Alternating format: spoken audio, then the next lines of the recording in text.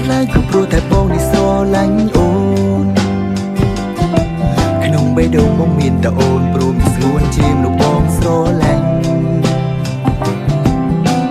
កាយវិការចរិតទន់ភ្លន់នេះធ្វើឲ្យបងនេះរឹតតែខ្លាំងអូនជាមនុស្សដែលគួរឲ្យស្រឡាញ់បងខ្លាញ់អូនខ្លាំងអូនខ្លាំងណាស់តែថ្ងៃមួយបងខ្លាចអូនបែកចិត្តពីបងទៅមានថ្មីបងនឹងភ័យមិនដឹងត្រូវធ្វើយ៉ាងណាបើសិននេះ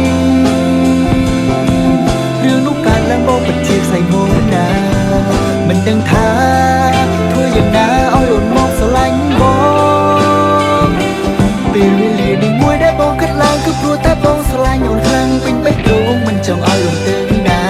សូមអូនជួយចិនដាថារៀមរាស្នេហ៍តែថ្លៃទូមានឧបសគ្គកន្លងក៏បងមិនរៀបងស៊ូកាពីពងាលោកស្រីមិនអាចឲ្យពីស្រីអូនគេទៅណាអូនត្រូវចាំទុកថា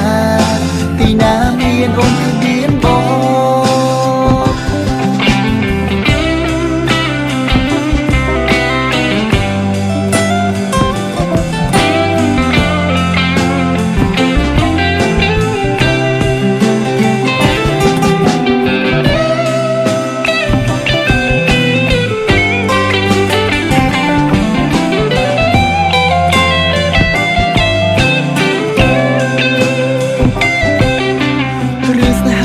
កើតឡើងគឺព្រោះតែបងនេះស្រឡាញ់អូ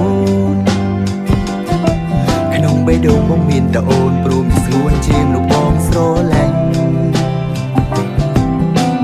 កាយវិការចរិតទន់ភ្លន់នេះធ្វើឲ្យបងនេះរឹតតែខ្លាំង